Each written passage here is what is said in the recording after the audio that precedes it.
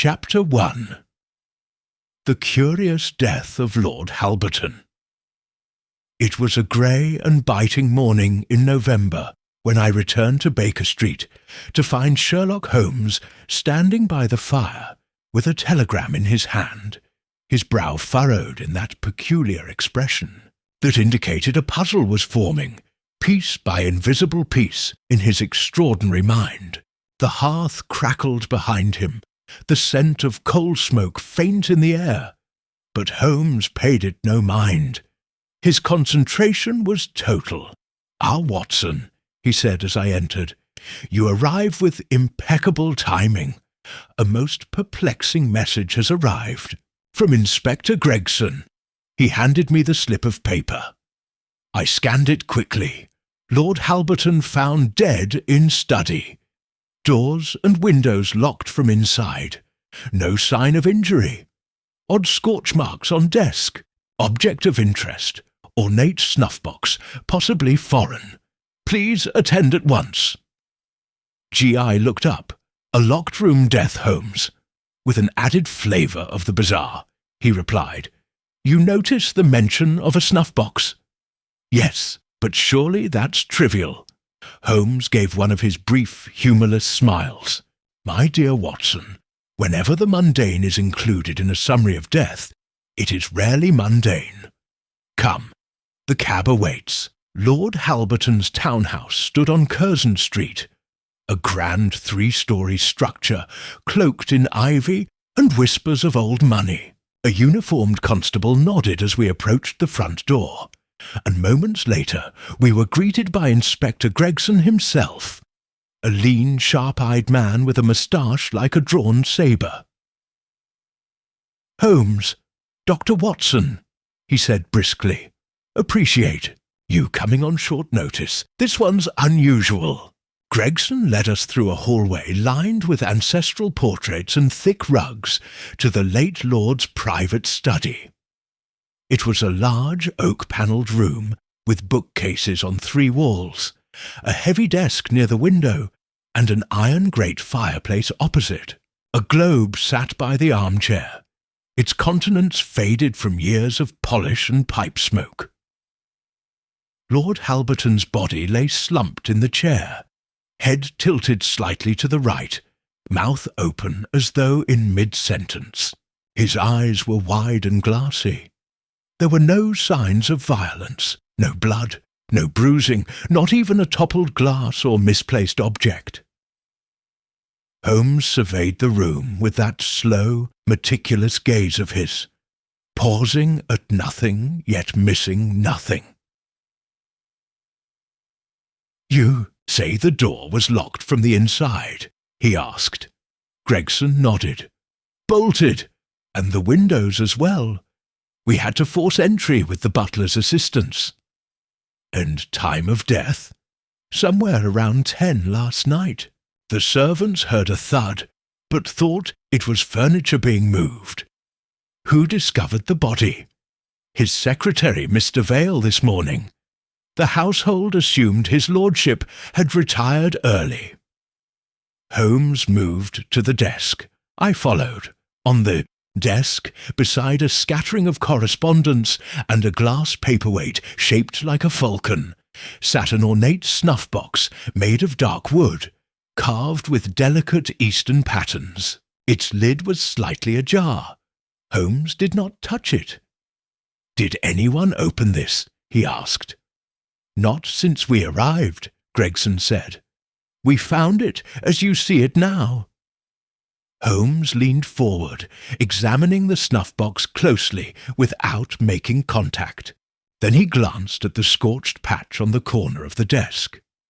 An irregular, hand-sized mark, as if something hot had briefly been placed there.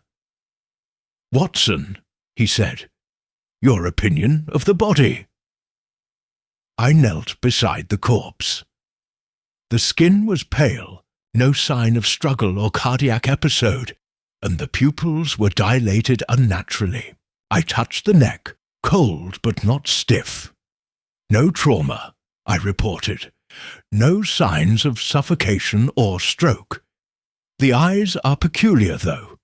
They suggest a sudden and total shock, perhaps neurological. Holmes nodded thoughtfully. A silent death, instantaneous, and no outward force applied. He turned to Gregson. What of the snuff-box? Do you know its origin? Gregson shrugged. The butler said it was a recent gift. Arrived in the post a fortnight ago. No return address. Lord Halberton was known to collect antique tobacco boxes. Holmes raised an eyebrow. And did anyone else handle it? The secretary briefly, to examine it when it arrived. No one else? Holmes turned to the fire, then to the windows.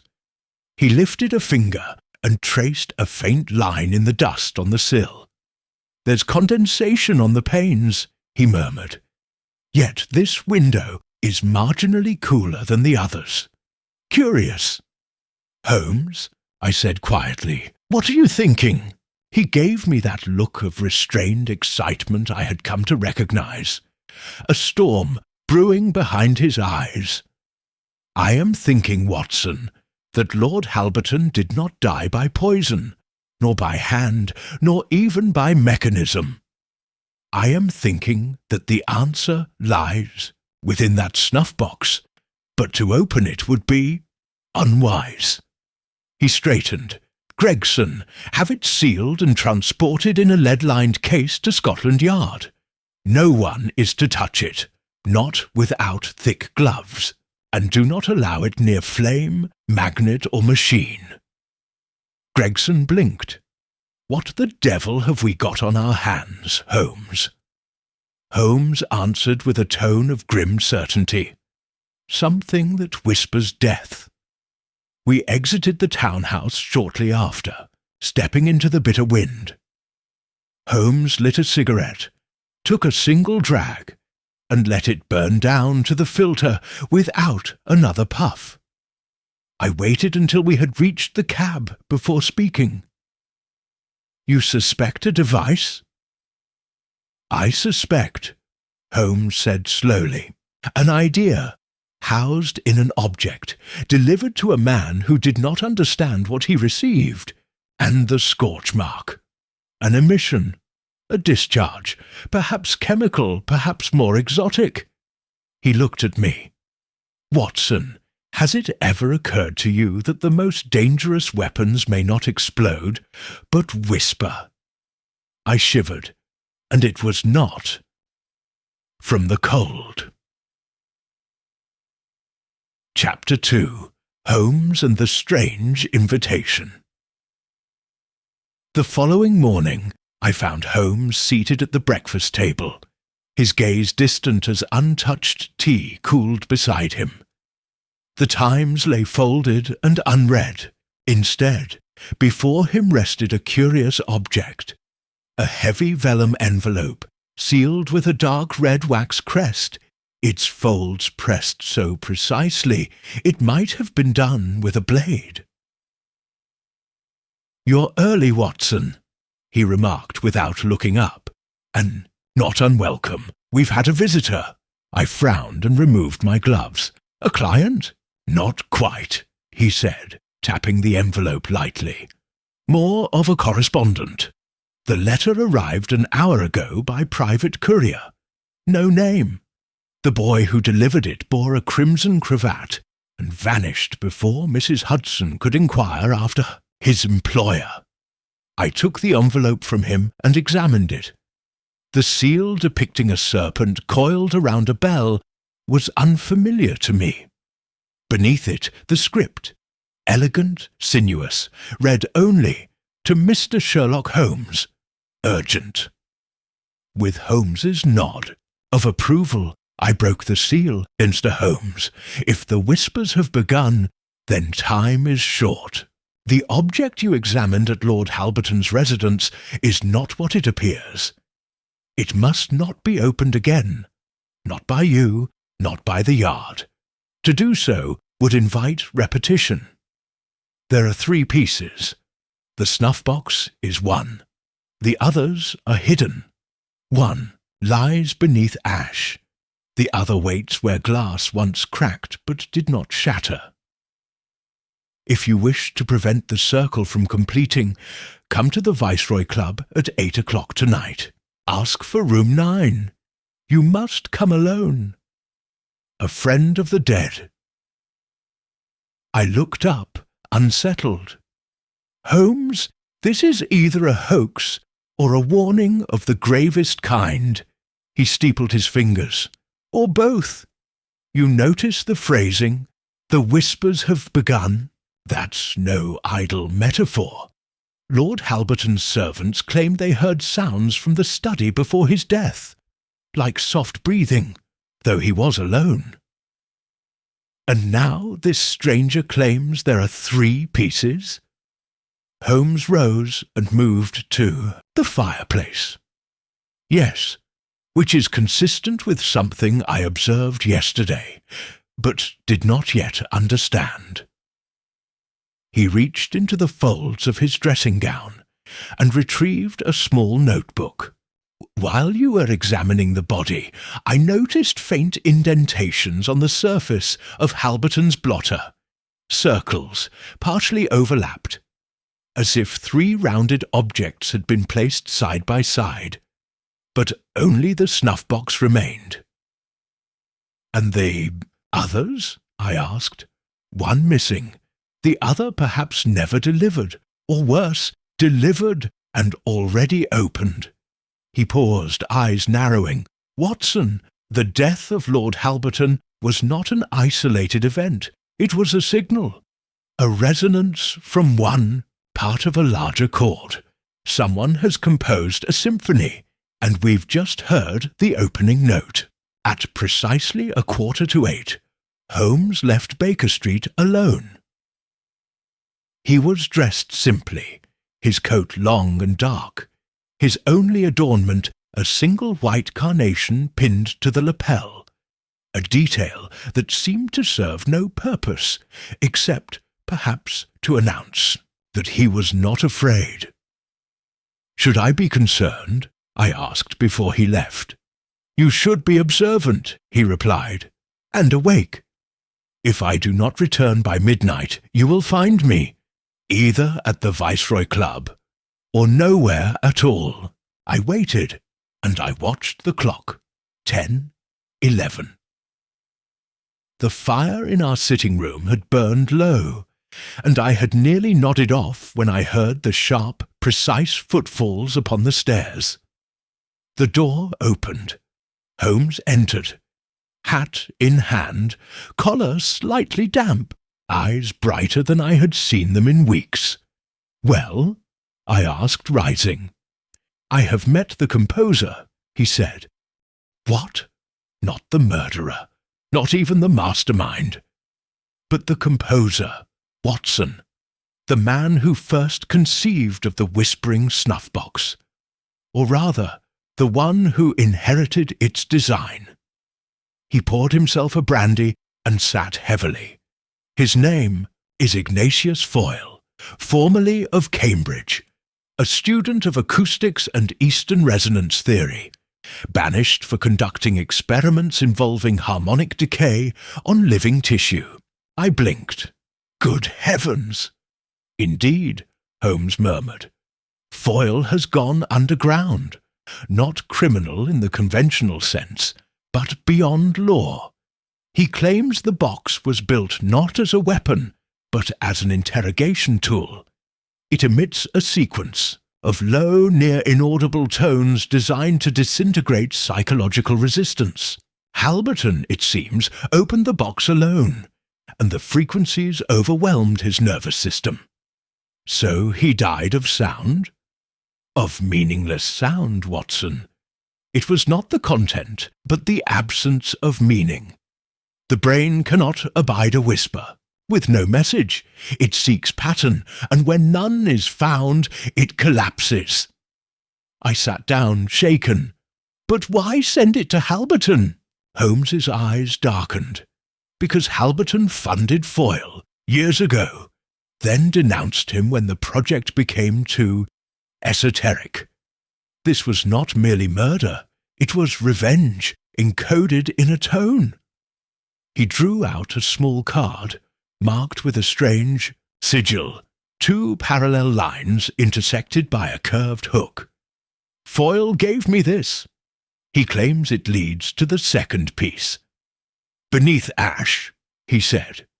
I believe it refers to a ruined manor near Glastonbury, burnt down 20 years ago. Its owner was a fellow patron of Foyle's work. And the third, I asked. Holmes exhaled. He would not say, only this. Glass remembers what men forget. Outside the wind rose, and in the silence between our words, I fancied I could hear it. Not the wind, but a sound just beyond it, a breath, a whisper, waiting. Chapter 3. Beneath Ash and Memory. The morning train to Somerset was cloaked in fog, as if the countryside itself sought to veil what we were about to uncover. Holmes and I rode in silence through low grey hills toward the edge of Glastonbury, where the ruins of Ashcroft Hall, once a grand estate, lay abandoned since the mysterious fire that consumed it in 1884. Few remembered the estate now. Fewer still spoke of the man who built it. Erasmus Venn, occult scholar and one-time patron of Ignatius Foyle. Erasmus Venn, I said, scanning the yellowing dossier Holmes had handed me during our journey. Declared dead with no remains, no known heirs, his work largely unpublished. Because most of it, Holmes replied without looking up, was banned in both England and the continent. His notes on sound modulation as a vehicle for metaphysical influence made even the Society for Psychical Research uncomfortable. And Foyle studied under him? For 2 years, Holmes confirmed, then abruptly left. Whether out of disillusionment or fear is unclear. But it was shortly after that Foyle began work on the devices he now claims were never meant to kill. I glanced out at the mist-shrouded fields.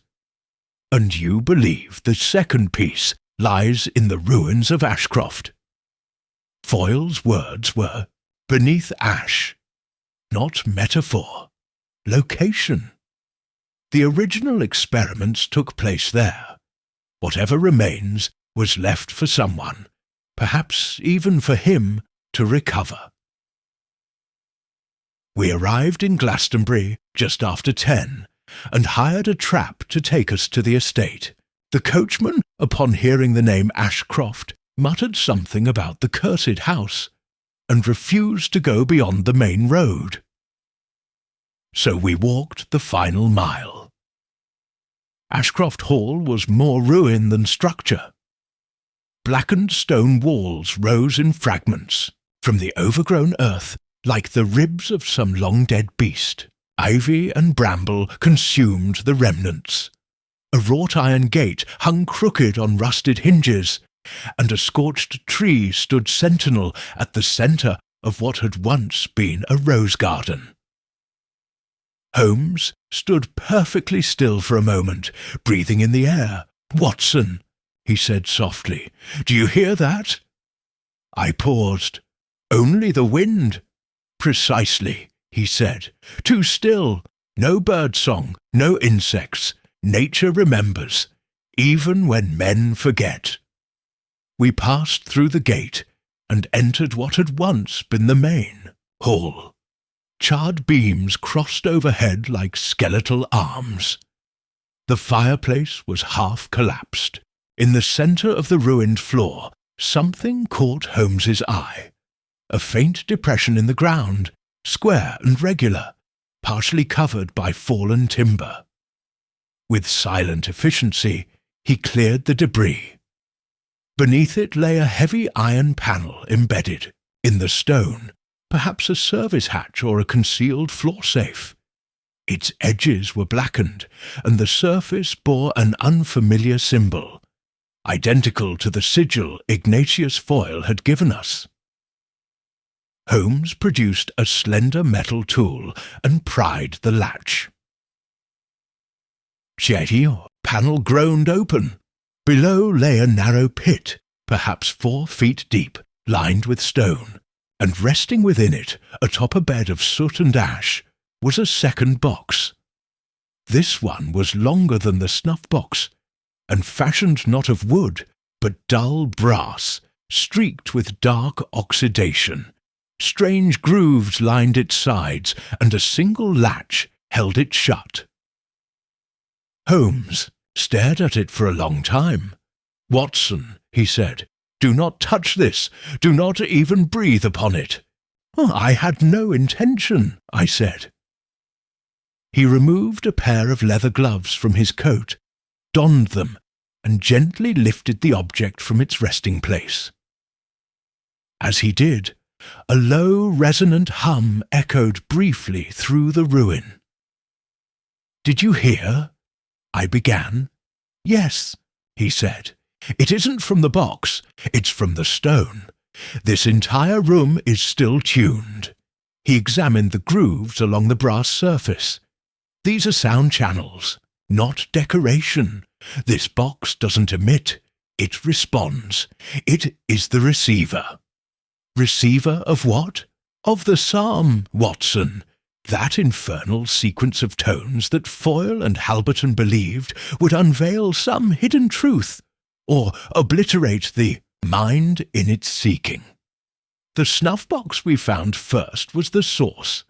This is the mirror."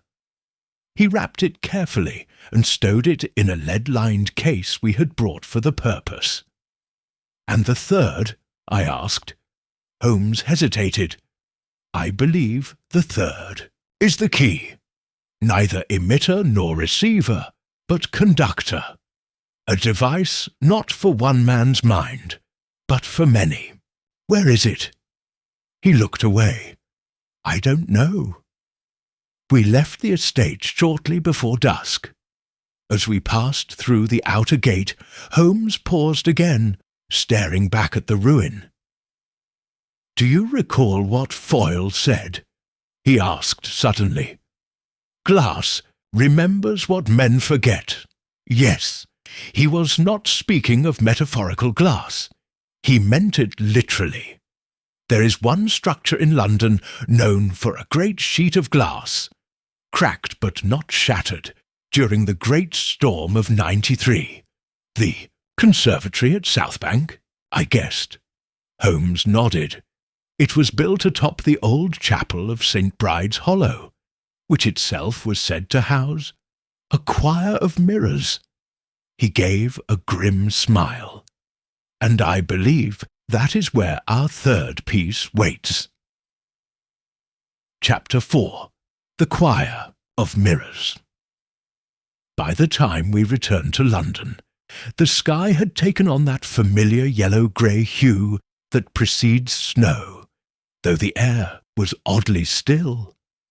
Holmes wasted no time at Baker Street, merely exchanging his travel coat for a darker one. Collecting the lead case that now held the second device, we took a hansom cab south through Westminster, crossing the Thames at Lambeth, and riding past shuttered storefronts and dim gas lamps until the skeletal arch of the South Bank Conservatory came into view. It was a peculiar structure, even by Victorian standards. Originally commissioned in 1881 as a winter garden, it had been built over the ruins of St. Bride's Hollow, a derelict chapel consumed by fire some 60 years earlier. The conservatory's central dome had cracked during a thunderstorm in '93. The pane now veined like a spider's web, but left unrepaired for aesthetic effect. Beneath it, exotic plants flourished in unnatural silence. Holmes paid the cabman and led me to a wrought-iron gate set into the rear of the building. He produced a small iron key from his coat, a relic, he later told me, from an old case involving a horticulturalist turned blackmailer. And the lock clicked with a reluctant groan.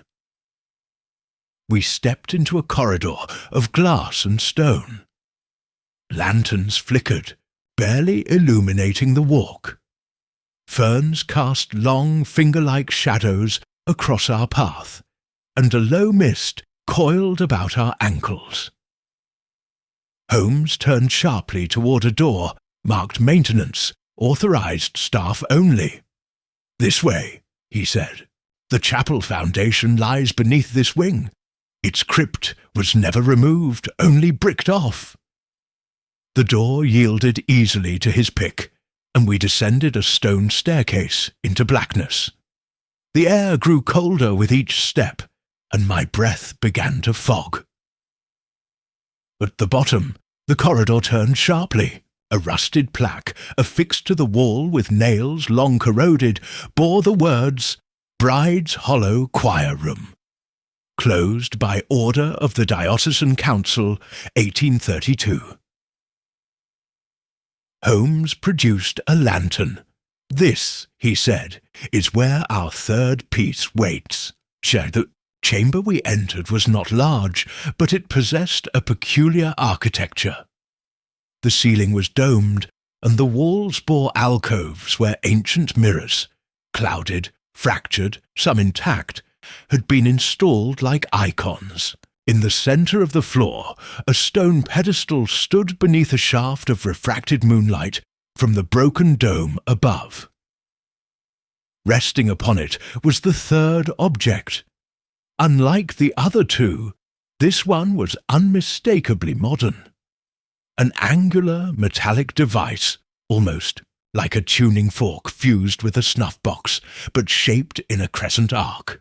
It pulsed faintly with a blue light, though no flame or filament was visible. Holmes approached it with deliberate caution. "This is it," he said.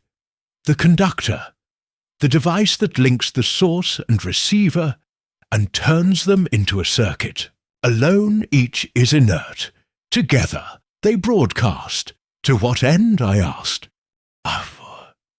Foyle believes the human mind, subjected to the complete psalm, would perceive something, a pattern hidden in time, a whisper beneath consciousness. He does not claim to know what it says, only that it would be irreversible. He circled the pedestal. "Note the mirrors, Watson. They are not decorative. The curvature, the positioning. This room is an acoustic engine. Sound, once triggered, would not merely echo, it would fold." "And the device would amplify it?" I asked. He nodded. "Or synchronize it. Think of it as striking 3 keys. On a piano, 1 note meaningless, 2 perhaps dissonant. But 3 in harmony might form a chord strong enough to open something. Or shatter it." I swallowed. "And Foyle built this?" "No," Holmes said. "Venn did. Foyle only found his blueprints." He reached forward and touched the arc lightly with his gloved hand. The light dimmed, then brightened. A subtle vibration passed through the air, too deep to hear, but strong enough to feel. Then something strange occurred. The mirrors shifted, not physically. They did not move, but their reflections did. The images they held no longer matched our positions. One mirror, Holmes's head was turned, though he had not moved. In another, I appeared to be standing several feet away, though I remained still. Holmes froze. "Watson," he said tightly, "step back, now." I did so. As I did, one of the mirrors cracked, just a thin fracture, but it ran diagonally across, the glass like a razor through paper. Holmes deactivated the arc with a twist and lift of the base. The light faded, the room stilled, we breathed. "I believe," Holmes said after a long silence, that we have just brushed the edge of the psalm. We returned to Baker Street with all 3 pieces. Holmes sealed each in its own lead-lined container and placed them inside a brass chest, which he locked and stowed beneath the floorboards beneath the hearth. "We cannot destroy them," he explained. "The material may react to heat or impact, but neither must they remain in the world." "And Foyle?" I asked. "He is waiting," Holmes replied, "and he will try again. But next time he will not be alone. Others have heard the whispers, and some have begun to listen." As he turned away, a soft tone, not from the boxes nor from the street, but from somewhere within the flat, rang once, high and pure. Holmes did not flinch. "Do you hear it, Watson?" he asked calmly. I nodded, though I could not say where the sound had come from. Then it has begun. Chapter 5. A Voice from the Past. The morning after our return from the conservatory dawned pale and windless, the kind of November light that makes London seem constructed entirely of ash. I found Holmes already awake and seated at the breakfast table, though his cup of tea had gone cold and the toast untouched. Before him lay a slip of thin, ivory-coloured paper, the sort that bespoke a private letter, not a police summons. Without looking up, he said, "The past, Watson, is not always content to stay buried. It has a way of rewriting its own obituary." Crossed the room and picked up the note. "My dear Mr. Holmes, we have not met, but I knew your brother. He spoke often of your talents. I write because I believe my father is still alive. They told me he perished in the fire at Ashcroft Hall 30 years ago, but recent events convince me otherwise. Someone sent me a box. Not a gift, but a reminder. Inside was a strip of scorched parchment bearing only 4 words scrawled in a familiar hand. You did not listen. I beg you to meet me. Noon, today, Temple Gardens. Aurelia Venn." "Venn?" I asked, startled. "The daughter of Erasmus Venn."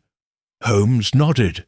"Apparently, if genuine, her existence is something Foyle omitted from our last encounter." "And the box she received?" I asked. "I can only assume it was meant to frighten, or to summon," he said.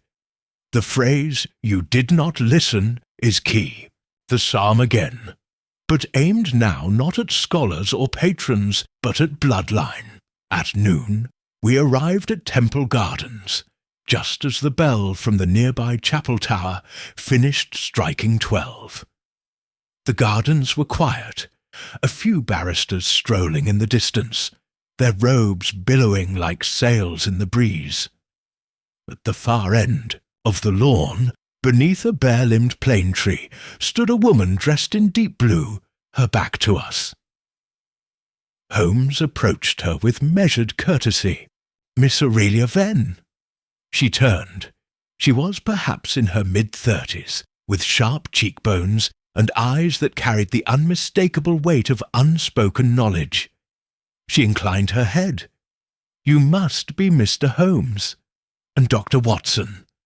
Her voice was clear, but there was something unusual about her tone, some subtle variation in cadence that suggested a musician's ear.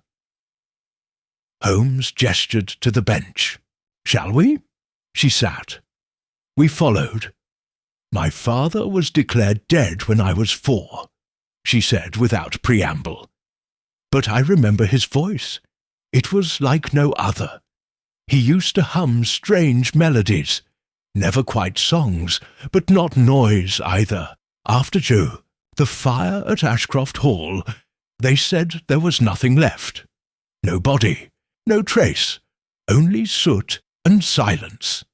"And you believed them?" Holmes asked. "I wanted to," she replied, "but something never fit. The flames, they said, burned hotter than natural. The smoke that poured from the manor wasn't black, but silver." Holmes glanced at me. "Silver smoke," he murmured. "Ionized air. Perhaps a discharge of resonance, not combustion." Aurelia continued. "Last week I received a parcel. No return address. Inside was a wooden box, sealed but empty. Just the parchment. No sound, but as I opened it, I felt something. A pressure, as though someone had drawn a bow across the back of my skull." Holmes was silent a moment. Then, "Miss Venn, you are musically trained." "I am," she said. "I teach violin at the Royal Academy." "Why?"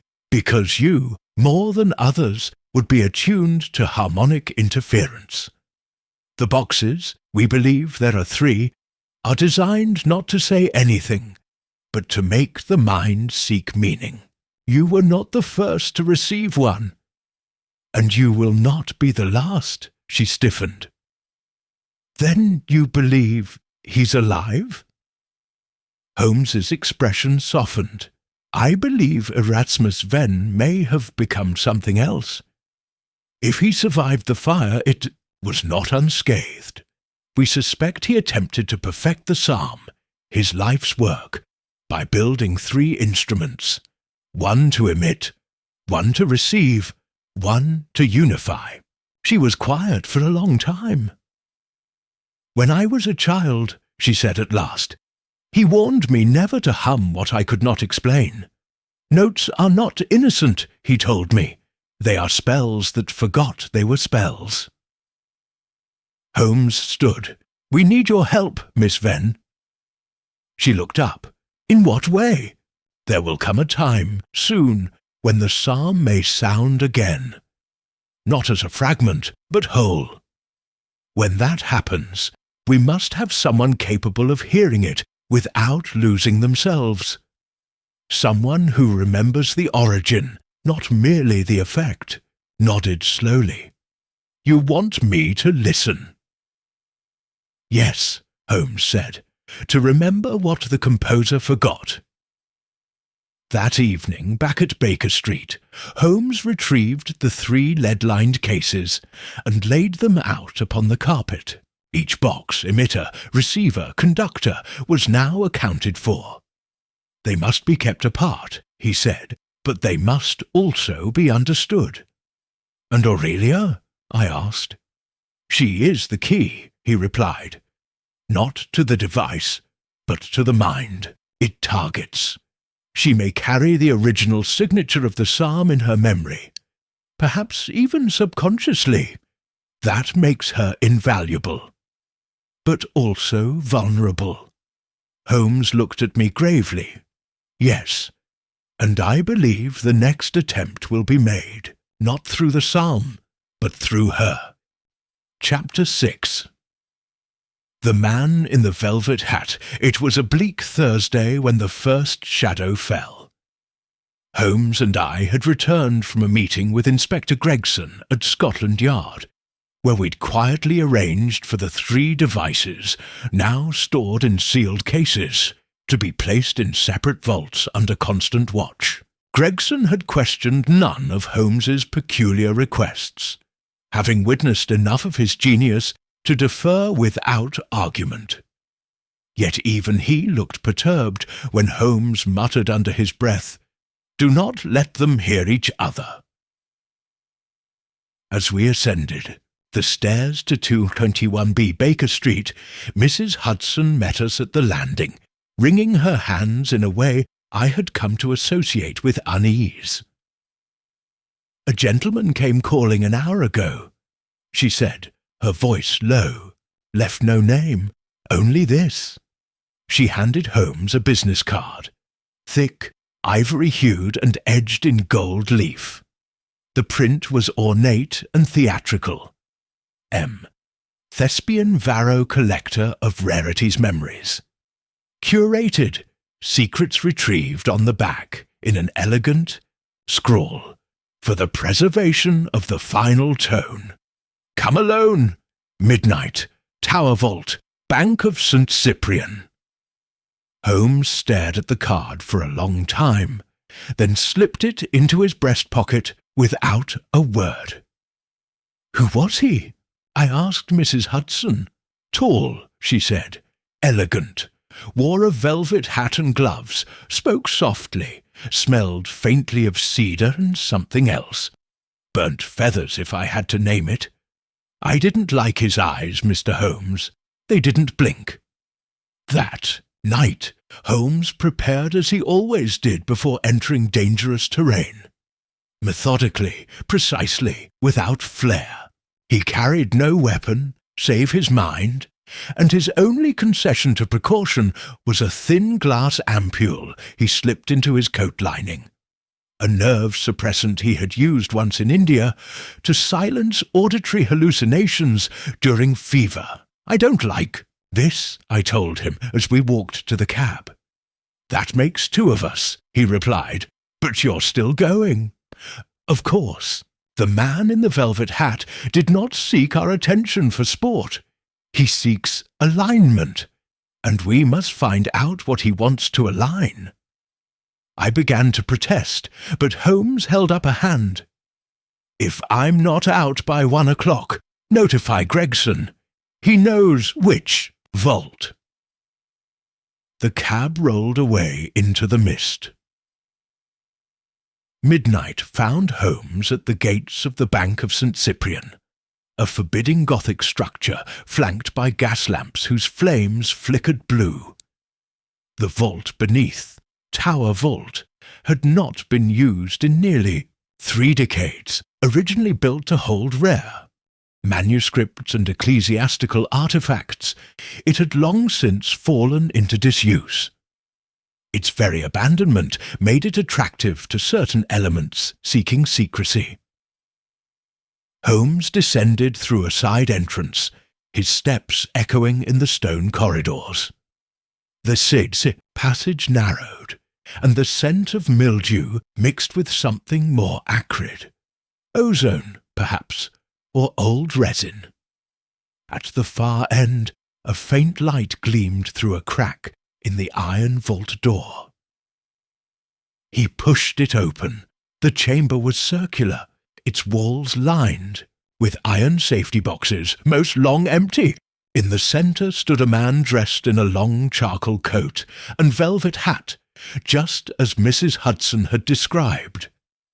His gloves were white, his face was long and narrow, and his eyes, pale grey, seemed almost translucent. "Mr. Holmes," he said, voice like silk drawn over steel. "Thank you for coming." Holmes inclined his head. "And you are?" "I am a curator," the man replied. "I collect what others discard. Not objects, intents. Yours, I must say, have been particularly rich of late." Holmes did not smile. "And what is your intent, Mr. Varro?" "To prevent a dissonance," said Varro. "There are 3 pieces, but there were 4 listeners once: Foyle, Halberton, Venn, and me." Holmes's eyes narrowed. "You were part of the original project?" Varro nodded. "I was the one who transcribed the psalm. I alone could record it without forgetting the shape, but I could not hear it fully. That required Venn." "You were his student?" "No," Varro said, smiling faintly. "I was his mirror." He gestured to a box on a pedestal behind him.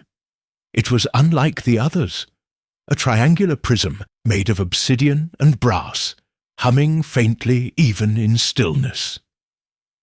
Holmes took 1 step forward, a 4th piece. "Not of the same function," said Varro. "This is the echo, the memory of the psalm. It cannot sing nor hear, but it can remember, and it has begun to do so." Holmes folded his arms. Why bring it to me? Because, Varro said, the psalm is incomplete without Aurelia. Holmes went very still. She holds the last chord, Varro whispered. Venn hid it in her. Not physically, but musically. A tonal cipher embedded in lullabies he sang, her as a child. You have noticed her habit of humming under breath? She hums fragments of the psalm unaware. Holmes's voice, when it came, was very quiet. You mean to use her? No, Varro said. I mean to restore her. The psalm, Mr. Holmes, is not a weapon. It is a door. Venn thought it would destroy minds. But what if it liberates them? Holmes stepped back. And if you're wrong? Varro's smile did not change. Then we forget. All of us. Holmes returned just after 1. He did not speak as he entered the flat. He went straight to the hearth, lit a fire, and stared into it. What happened? I asked. He turned to me, slowly. We are not dealing with a killer, Watson. We are dealing with a composer, and his final symphony requires an audience. Chapter 7. The Melody Beneath the Floorboards.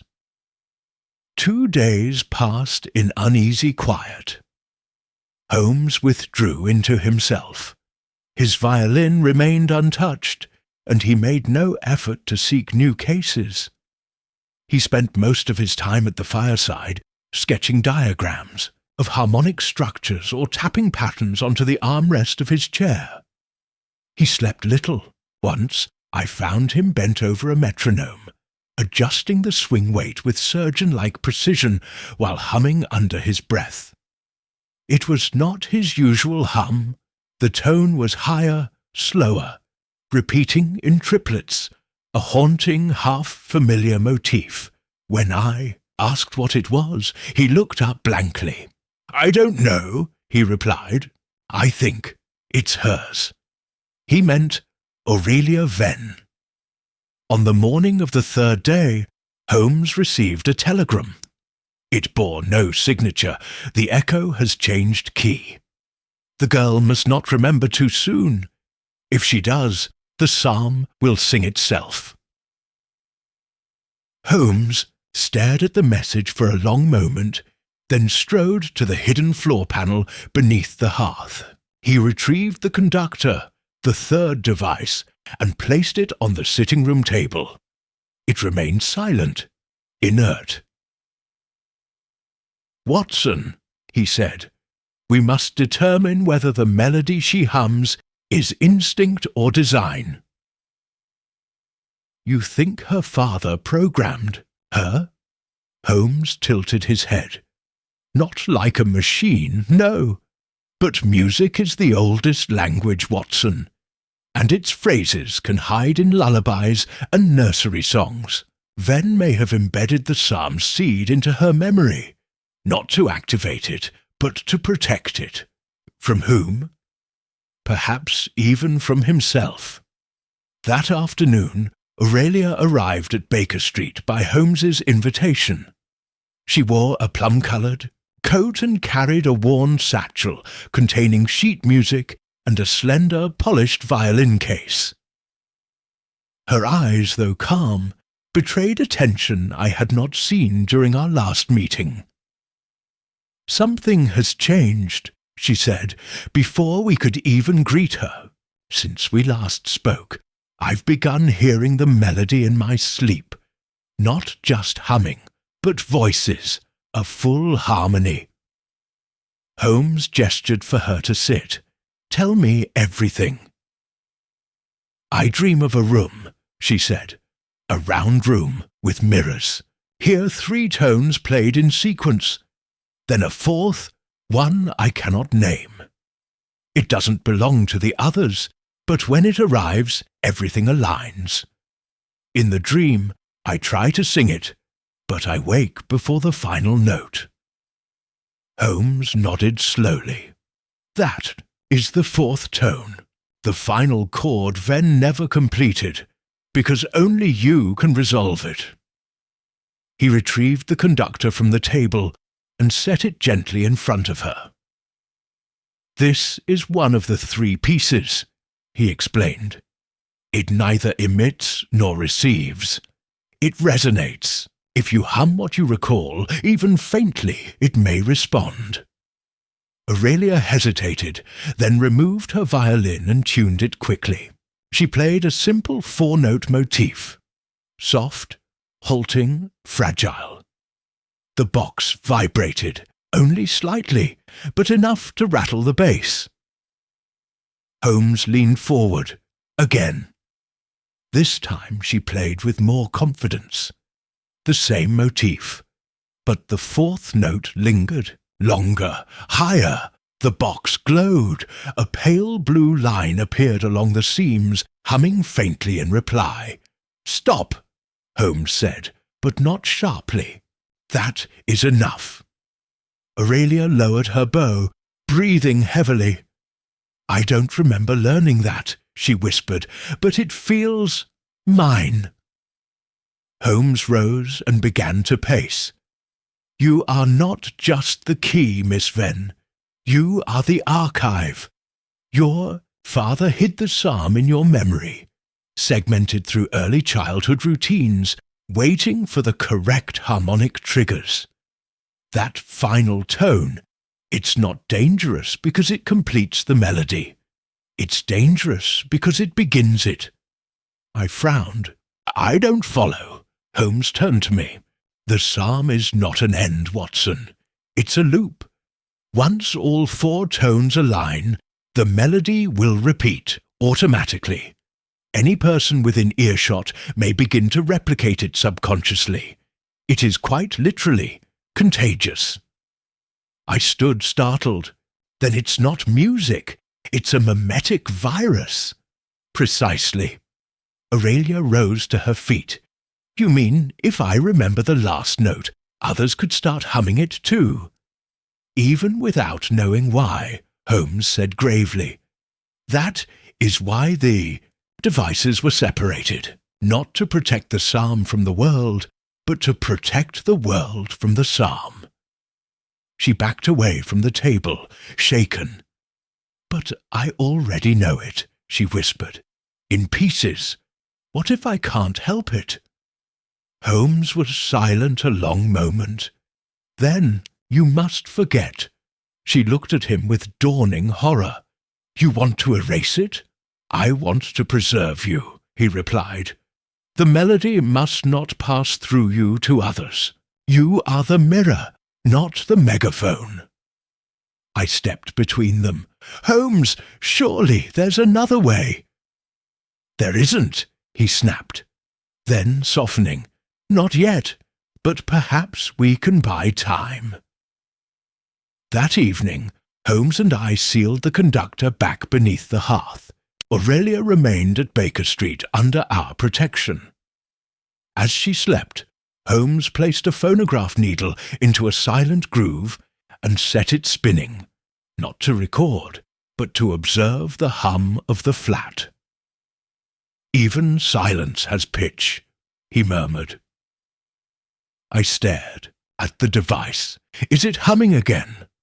Holmes nodded. "Very faint. The 4th tone is awakening, and once it does, Watson." He looked up, tired but sharp as ever. "We may not be able to stop the song." Chapter 8. The Echo in the Asylum. The following morning brought with it a grim message, delivered by a Scotland Yard constable in person. Holmes tore open the envelope without ceremony and read the contents aloud. "Patient 19B, formerly Ignatius Foyle, has suffered a violent episode. Repeated the same phrase for over 2 hours before collapsing. Phrase, 'The choir sings in ash. Requesting your presence. Urgent.' Dr. Barnum, Bethlem Royal Hospital." Holmes folded the note in silence, then reached for his coat. "The psalm has begun to loop," he said, "and Foyle, though broken, remains tethered to it. Aurelia, seated by the fire with a cup of untouched tea, looked up sharply. "You said I was the only key." "You are," Holmes replied. But Foyle was the first listener. He helped compose the earliest fragment, even if his understanding was incomplete. The melody lives in his resonance, even if his mind cannot interpret it, and now it's surfacing in him again. "Or through him," Holmes said. "Come, Watson." Bethlem Royal Hospital, more commonly known as Bedlam, stood austere and forbidding beneath grey November skies. The East Wing was reserved for high-risk patients, those whose madness carried with it a tendency toward violence or prophecy. Dr. Barnum greeted us at the gate. A lean, hawkish man with nicotine-stained fingers and restless eyes, he shook Holmes's hand without ceremony. "He hasn't spoken since the collapse," he said as we walked. But he sang, not a tune exactly, more like a chant. He hesitated. "It wasn't in English, nor Latin." "Phonetic gibberish?" Holmes asked. "Possibly. But every third word matched a name from the Ashcroft files. Ignatius had drawn them repeatedly over the years. Venn, Halberton, even Aurelia." Holmes's brow furrowed. "Aurelia?" Barnum nodded. Twice he called her the mirror bird, and once he said she was the last mouth. Patient 19B's room was dim and padded, lit only by a barred window and the faint flicker of gaslight from the corridor. Foyle lay on a cot, gaunt and slack-faced, his wrists bound in linen restraints. His hair had thinned to wisps, and his lips moved soundlessly. Holmes stepped closer. "Ignatius!" No response. He knelt beside the cot, lowered his voice. "The psalm? Do you hear it?" Foyle stirred. His eyes rolled beneath pale lids. "Sing, Ash. Choir sings. Ash sings in glass." Holmes leaned in closer. "Where is the final verse?" Foyle's hand twitched. Then, in a hoarse whisper, "You don't bury sound. You drown it." Holmes turned to me. "Watson, paper, quickly!" I passed him a notebook. Holmes scribbled furiously as Foyle continued muttering. "South Bank. Under glass. Bride's Hollow. Tone of blood. Glass remembers." Then Foyle stiffened. His eyes snapped open, wide, panicked. "They're coming! They hear her now." The restraints groaned. Holmes backed away. "Who hears?" Foyle's mouth opened, and in a voice not his own, a voice neither deep nor high, but blended, he uttered, "The choir of mirrors has no ears, only mouths." Then silence. He collapsed into unconsciousness. Dr. Barnum stepped forward. "What in God's name was that?" Holmes pocketed his notes. "An echo from a mouth that no longer belongs to a single man." He turned to me. "We must return to the conservatory." Back at 221B, Aurelia waited, her expression tight with restrained terror.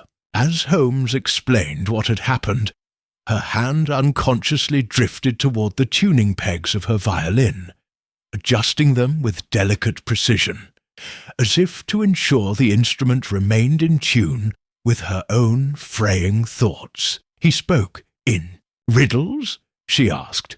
"Not riddles," Holmes replied. "Coordinates. Ash sings in glass refers to the chapel beneath South Bank. And you don't bury sound, you drown it. That may imply water. The original psalm, or a fragment, may have been cast into the subterranean reservoir beneath the chapel vaults. Is that where the fourth tone is buried? Holmes shook his head. No, the fourth tone lives in you.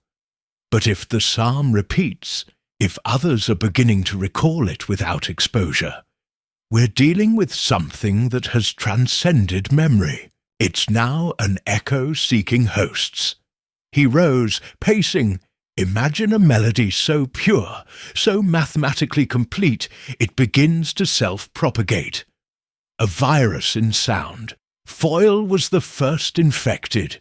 You were the last carrier. But the choir? The choir was always the medium. Aurelia stood as well. Then I must go back with you. No, Holmes said firmly. It's too soon. She stepped toward him. I'm already hearing it in my sleep. If we wait any longer, it won't matter what I want. I'll sing it aloud. Holmes froze. He gave a sharp nod. Very well. But only with protection. We must silence the echo before it spreads. Late that night, as Holmes and I prepared our things, I asked, Do you believe Foyle's warning? That they hear her now? Holmes looked up from his notes, his face hard. I believe they never stopped. He crossed to the hearth. Where are thou? Conductor lay dormant beneath the floorboards. Then quietly. And I believe the next time we hear the psalm, it will not ask for permission. Chapter 9. Descent. Beneath the conservatory, the dawn was reluctant, as though the sun itself hesitated to observe what the day might reveal. Holmes had secured special permission through Inspector Gregson to enter the sealed sublevels beneath the South Bank Conservatory. The old chapel vaults, unused since the fire at Ashcroft Hall, had long been cordoned off by the city, their entrance half forgotten behind layers of plaster and red tape. It was a place no longer meant to exist. And yet, there we stood, Aurelia, between us, staring at the rusted grates behind the conservatory's west wing. She's humming again, Holmes murmured. I turned. Indeed, Aurelia's lips moved, though no sound escaped. Should we stop her? I whispered. Holmes shook his head.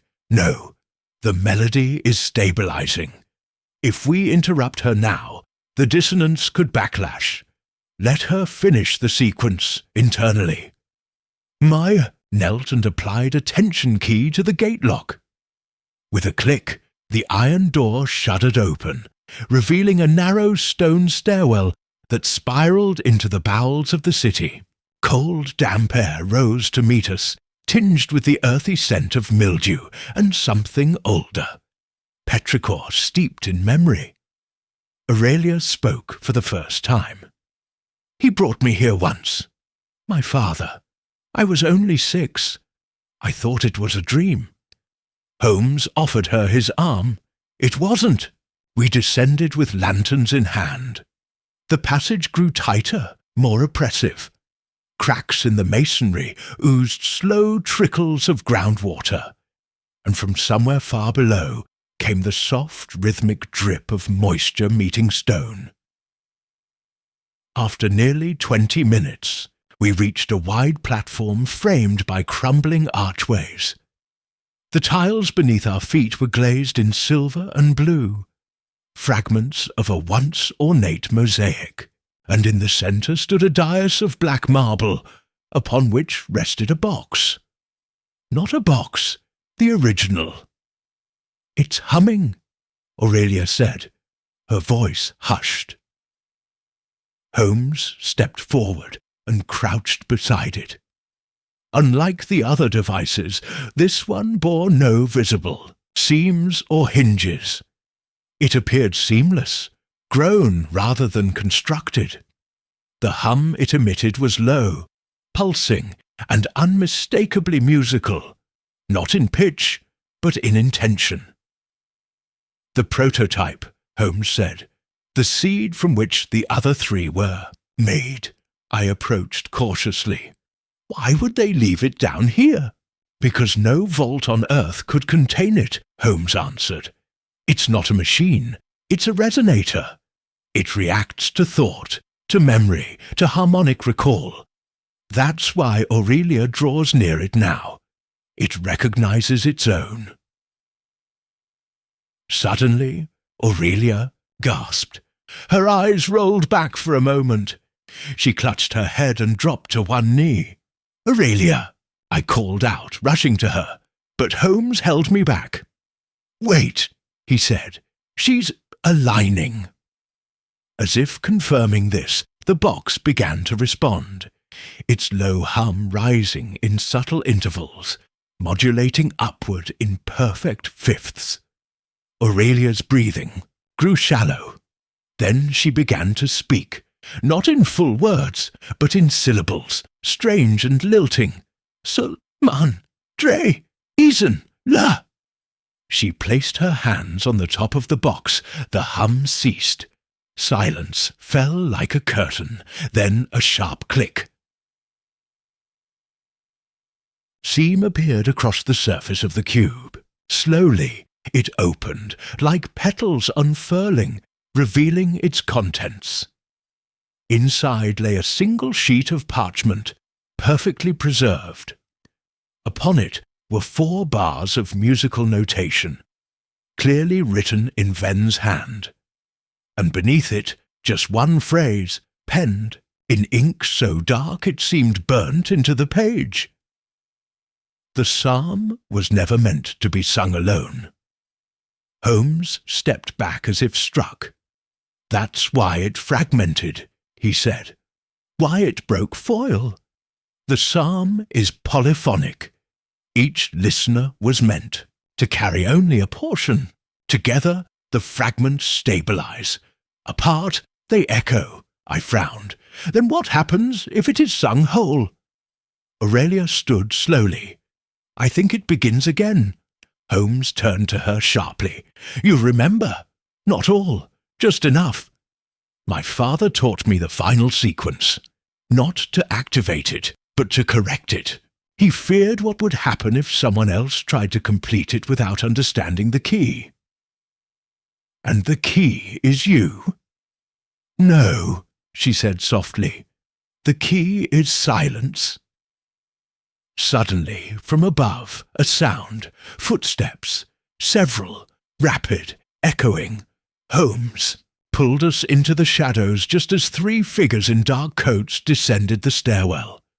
Faces obscured by cloth masks, hands gloved, eyes hidden behind tinted spectacles. One of them carried a narrow rectangular case. Holmes whispered, They're here for the prototype. I reached for my revolver, but Holmes raised his hand. No, let them come. Watch. The 3 men approached the dais. One opened his case, a tuning fork flanked by 2 crystalline rods. Aurelia tensed. That will activate it. Holmes narrowed his eyes. Not if I misalign it first. Before I could stop him, Holmes stepped from the shadows and struck the base of the dais 3 times with his cane. Precise, firm, rhythmic. The cube's petals snapped shut. The hum distorted, bent sharp, and the air vibrated with pressure. Men shouted in confusion.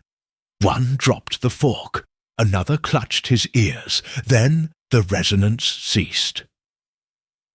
Holmes spoke loudly, with authority. Step away. This psalm does not belong to you. The men backed off, slowly, then turned and fled. Aurelia stood frozen. Holmes turned to her. The box knows the voice of its own chord. You are safe, for now. That evening, back at Baker Street, Holmes placed the 4th sheet into a lead-lined drawer. 3 boxes, 4 listeners, 1 echo. I exhaled. Is it over? Holmes shook his head.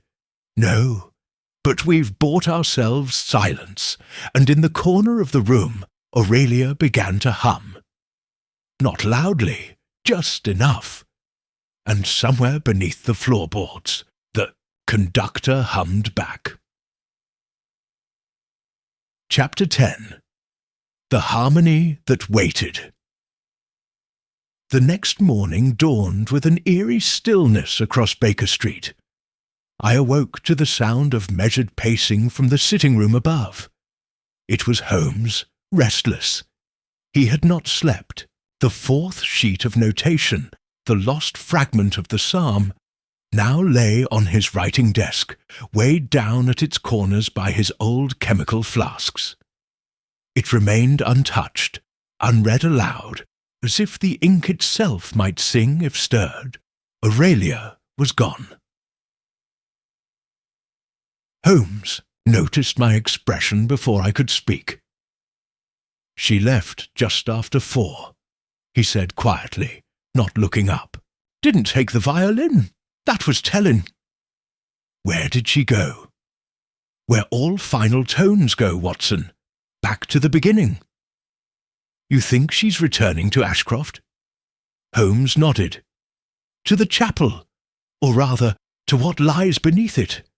The psalm has resumed its rhythm, and she means to meet it." I felt a chill. "You let her go alone?" "She would not have stayed, and I trust she understands the stakes." I moved to the hearth, where the conductor lay beneath the floorboards, still faintly humming. Holmes knelt beside it, his face drawn. "It's waiting," he murmured, "not for a singer, but for completion." By noon, a letter arrived, unsigned, but clearly in Aurelia's careful, slanted hand. I remember the final verse. I did not ask to, but it came all the same. Usnai. The psalm was not created to destroy.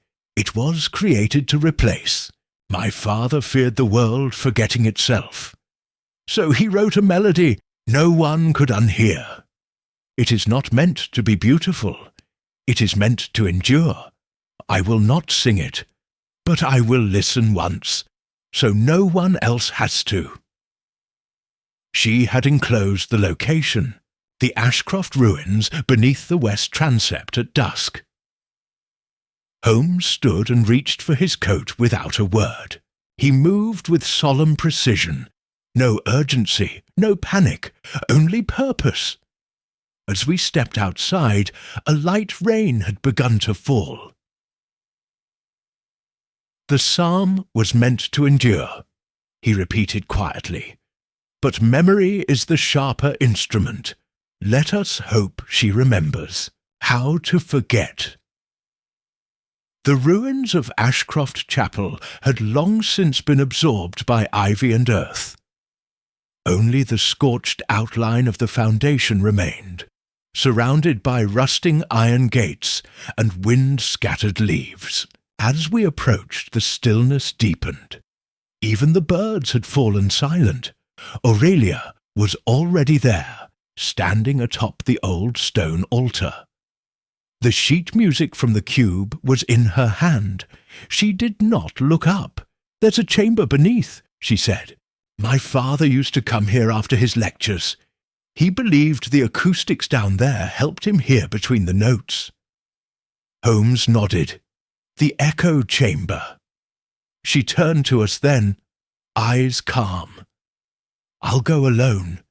If I misstep, it must end with me." I stepped forward, about to protest, but Holmes touched my sleeve. "She's right." Reluctantly, I watched as she descended through a narrow crevice in the stone behind the altar, lantern in hand. The moment she vanished, Holmes produced a small brass tube from his pocket, an acoustic relay, fitted with a sensitive diaphragm at the tip. He inserted it into the crack, allowing us to hear below without following. A long silence, then the soft click of a lantern being set down, then her voice, clear, unwavering, Verse 1. In silence, shape. Verse 2. In breath, memory. Verse 3. In loss, echo. Final verse, she paused. We heard her inhale, then a tone, pure high human, and yet not. It struck the ear like a harmonic illusion, a note that seemed to shimmer across 3 octaves at once. And then the chamber responded, a second tone, then a third. Finally, the 4th. A resonant chord, more felt than heard, as though the very stone around us thrummed with recognition. I looked to Holmes. His eyes were closed. She's done it, he whispered. She's called it. I barely understood. You mean she completed it? No, Holmes said. She contained it. The hum ceased, not diminished, ceased. Even the conductor in our flat, Holmes would later note, fell silent that instant. Aurelia emerged not long after, pale but steady. It's over, she said. Holmes studied her carefully. You did not sing the 4th tone. No, I listened to it, and then I rewrote it. She handed Holmes the parchment. It was no longer the original composition. The bars had been altered subtly. A rest had been inserted, a single marked silence between the penultimate and final notes. A disruption of the loop, a choice, not a compulsion. Holmes looked at her with something close to admiration. You made it forget itself. Aurelia nodded. Now, even if someone sings it, the echo will scatter. She stepped away, folding her arms. My father wanted the world to remember, but I think some memories must rest. That night back at Baker Street, Holmes placed the altered sheet into a fireproof box and sealed it within the hearth. It will not sing again, he said, but we will keep it near, just in case the world begins to hum. And as we sat by the fire, listening to the silence that now seemed deeper than ever before, Holmes looked toward the window and murmured, Some mysteries are meant to be solved. Others are meant to be quieted. Chapter 11. The Bait Laid Bare. The days that followed were marked by a hush so profound that it unsettled me more than any crescendo of chaos might have. The street outside 221B Baker Street moved on as usual, milk carts rattling, chimney sweeps whistling. But inside, Holmes was still. He rarely touched his violin. He lit and relit the fire without purpose. The once incessant tap of his fingers had quieted, and Aurelia. She stayed at the Langham Hotel under an assumed name. Holmes insisted on that precaution.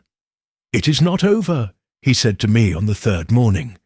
The melody may have faded, but the ears that hunted it remain. He was right. For that very morning another letter arrived. Unlike Aurelia's delicate hand, this one was blocky, anonymous. Your silence buys time. Not peace. We still listen. The psalm is not lost, only hushed. Let her sing, or we will. Midnight, Marlow Street. The bells must toll again. Beneath the message, a symbol. 3 vertical lines pierced by a single diagonal slash. The mark of the so-called Choir of Mirrors. A name we had only glimpsed in fragments, scrawled in Foyle's asylum journals, and whispered in Aurelia's dreams. Holmes's jaw tightened as he folded the letter. They want her to activate it again, I said grimly. No, Holmes replied. They want her visible. The psalm is no longer the bait. She is. That evening, Holmes formulated his plan in silence. Marlow Street, he muttered, pacing. Abandoned bell foundry. closed since '78 after the tower collapse. Still, structurally intact, but riddled with echo chambers. He turned to me. They intend to replicate the Psalm's activation. But it's no longer viable, I reminded him. Aurelia rewrote the 4th line. Yes, he said, but they don't know how. Which means they want to extract it from her, forcefully, if necessary. We had 3 hours until midnight. Holmes reached into his coat pocket and retrieved the modified conductor. The device Aurelia had harmonized days earlier. It no longer sings, he said, but it still reacts. We can use it. How? By making it appear that Aurelia is coming to sing. Let them prepare the chamber. Let them align their harmonic tools and tones. I blinked. You want to fake the psalm? I want to short-circuit the echo. And so the plan was set. I would accompany Holmes and the conductor to Marlow Street. Aurelia would remain hidden, under the protection of Inspector Gregson and 2 men from Scotland Yard. A phonograph cylinder would carry her altered melody, never actually played, but present enough to give the illusion of imminent activation. And I, of course, would be the decoy. Let them think I'm the singer, I said, tightening my scarf. It won't hold for long. It only needs to hold long enough, Holmes replied, for their instruments to betray them. Marlow Street was deserted by 10. The bell foundry stood black and crooked against the cloudy night sky, the bell tower looming like a broken metronome. Rain had begun to fall in rhythmic patters on the slanted roof. Inside, the chamber was already prepared. 3 tuning rods stood around a dais of polished stone. Coils of wire and strange glass tubes lined the floor, catching reflections. From our lanterns, Holmes examined the setup quickly. "They've built an acoustic relay," he muttered. "If the psalm is sung within this space, the tones will bounce, amplify, and encode themselves into every resonant surface in 100-yard radius. A permanent echo." He turned to me. Even if the singer is silenced afterward, the psalm would remain. Just then a figure stepped from the shadows. I recognized him, Sebastian Vale, former musicologist, dismissed from the Royal Academy for unethical hypnotic experiments involving tonal induction. He had disappeared 3 years ago. He looked older now, greyer, but his voice was unmistakable. "She isn't with you." Holmes didn't flinch. "And yet you prepared the trap." Vale smirked. "We knew you'd bring bait. Watson's lungs won't produce what need, but his presence says. She's not far." Holmes held up the conductor. "She rewrote the psalm. This is all that remains." Vale's smile faded. "Impossible. You'll see." With practiced motion, Holmes activated the conductor, not to emit, but to vibrate. The device pulsed low and steady, syncing with the subtle hum in the floor. Vale frowned. "No melody," he said. "No need," Holmes replied. "You built your trap with harmonic mirrors, Sebastian. You forgot that mirrors shatter." He struck the nearest tuning rod with his cane, precisely once. The rod wavered, then again. The hum bent, just slightly. Vale's eyes widened. "Stop!" Too late. Holmes struck all 3 rods in rapid succession. And suddenly the chamber screamed. Was not a sound in any human register, but a clash of overtones so dissonant it tore through the wires, cracked one glass tube, and extinguished our lantern. In the dark, I heard Vale collapse. Holmes lit a match. The chamber was still, silent. The rods had bent inward, the trap undone. Holmes pocketed the conductor. Echoes belong to no one. We left the foundry as the bells in a distant steeple chimed midnight. Back at Baker Street, Aurelia awaited us. She stood at the window, watching the rain. "They didn't get it?" she asked. Holmes shook his head. "No, and now they won't. But they'll return," she said softly. Holmes glanced at the hearth, where the final page of the psalm rested, sealed, unread. "So will we," he said. "Should the echo rise again." Chapter 12. The moment of recognition. The next morning, Holmes stood motionless in front of the window, arms folded behind his back, his gaze fixed on nothing visible to the naked eye. I had come to recognize the signs, the tightening of his shoulders, the rigidity of his posture, and that particular furrow in his brow meant one thing. The problem had evolved. "What is it?" I asked, setting down a tray of tea. He did not turn. The conductor no longer hums. That's a good thing, isn't it? The psalm has been disrupted. Holmes turned toward me now, slowly. "No, Watson. It is silent in the way a predator is silent before it strikes." Before I could respond, a knock came at the door. Not Mrs. Hudson's usual tap, but a single hard rap. Holmes moved to answer it with measured precision. Standing on the other side was Inspector Gregson, looking drawn and wind-whipped, his coat still wet with rain. "Holmes, you'll want to come with me," he said without preamble. "There's been another incident. The scene was Queenhithe Wharf, old abandoned storage halls now rented by independent shipping outfits. A body lay face down near the loading crane, half covered in a coarse tarpaulin. Gregson led us through the cordon without a word. It was Sebastian Vale.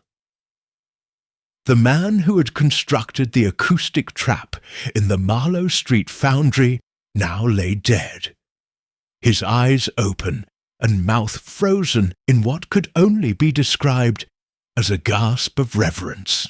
Holmes knelt beside the corpse and examined his neck. "There are no marks," he said, "but look at the jawline, tense, and the tongue." He reached carefully with his magnifying lens.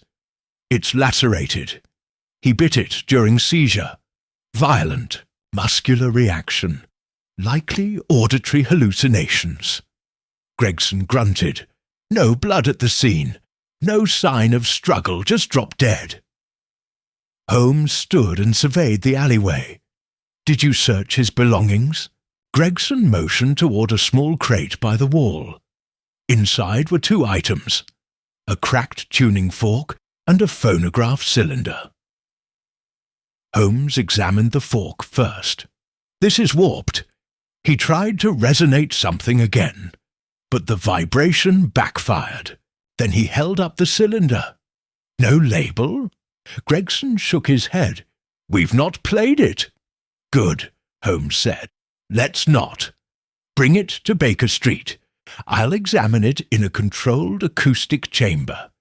We returned at once, Aurelia rising to greet us as we entered. Holmes gestured for silence and set the cylinder into a velvet-lined tray. He fetched his ear funnel, a velvet cloth, and what appeared to be a set of tongs tipped with rubber. "Watson, you'll operate the crank. Half speed only. Do not, under any circumstance, let it run fully." I nodded, suddenly aware that my palms were sweating. He placed the needle delicately. The cylinder began to turn. At first, nothing, then a whisper. Not a word, but a vocal texture, as though someone were breathing across the mouth of a flute. Then came syllables, scattered, broken. Ton, echo, choir, sleep. And then a low harmonic swell, not from the speaker, but from the walls. Holmes shouted, "Stop it!" I did. The needle leapt from the wax, scraping a thin black gash across its surface. The hum stopped. We sat in stunned silence. Holmes removed the device and turned slowly to Aurelia. "That voice," he said. "It wasn't Vale's." She nodded. "No, it was my father's." The rest of the day passed in a fog. Holmes barely spoke, scribbling furiously in his notebook. He charted frequencies, drew waveforms, mapped syllabic intervals. By nightfall, he looked up suddenly, his eyes bright with certainty. "It's not a melody," he said. We both looked at him. "The psalm, at least in its current form, it's not a song. It's a lock, a key code. The way it unfolds phonetically, the rests between phrases, the structure. It isn't for music, it's for memory." He rose and crossed to the hearth, removing the fourth sheet, the one Aurelia had rewritten.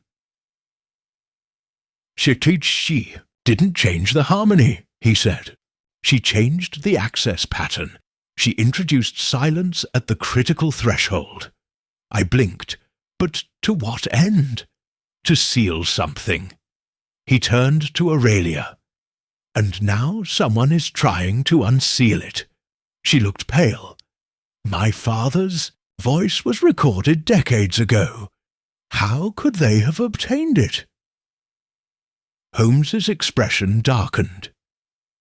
"There was one person who recorded everything in Ashcroft's chambers, before the fire, before the shutdown. The Psalm's original archivist." "Who?" I asked. Holmes gave me a long-waited look. "Professor Elias Carradine, former head of harmonic studies, declared dead in 1888. I frowned. "Declared? He vanished," Holmes said. "But his body was never found." Aurelia sat down heavily. "He was my father's mentor." Holmes turned to the hearth once more. "And if he's still alive, Watson, then he is the man behind the whispering snuffbox." Chapter 13. The final attempt to escape. The revelation of Professor Elias Carradine's name changed the temperature in the room. Holmes stood very still by the hearth, his eyes narrowed with that strange inward intensity that always preceded his most profound deductions. I had witnessed Holmes confront murderers, spies, cultists, and lunatics, but rarely did he pause. The name Carradine gave him pause. "Are you certain?" I asked quietly. "Carradine vanished over a decade ago." Holmes did not look away from the hearth. "Watson, you've seen what this case has awakened, echoes and frequencies that predate memory. Do you believe time holds dominion over men like that?" Aurelia sat across from us, her hands folded, but the white of her knuckles betrayed her calm. "My father always said Carradine didn't vanish. He descended." Holmes turned sharply. "What do you mean?" Aurelia hesitated. "He meant it, literally. Ashcroft's lowest vaults weren't mapped. Not officially. After the fire in '88, my father tried to return, to retrieve Carradine's notes. He claimed the harmonic chamber below had changed. The sound didn't bounce anymore. It was absorbed. Resonance without reflection, Holmes murmured. A perfect sync. I shivered despite myself. But what could Carradine want now? Holmes turned toward me. Completion. The psalm was never finished. not because it couldn't be, but because Ven knew it would unlock something he did not trust himself to face. Carradine disagreed. He wanted to remember whatever lay behind it. He crossed to his desk and pulled out the cracked phonograph cylinder. And now, Watson, Carradine wants to complete the psalm not through Aurelia's voice, but through her father's memory. Aurelia whispered, "My father didn't just teach me the psalm. He taught me to withstand it. He knew Carradine would return." Holmes nodded. Then we must do what Ven could not. By evening, we were packed and ready to leave. Holmes had obtained special clearance through the Home Office, apparently some ancient favour owed from the Mycroftian vault of bureaucratic magic. We would have full access to the Ashcroft ruins for one night. Aurelia insisted on coming. "He won't show himself unless I'm there." Holmes gave no objection.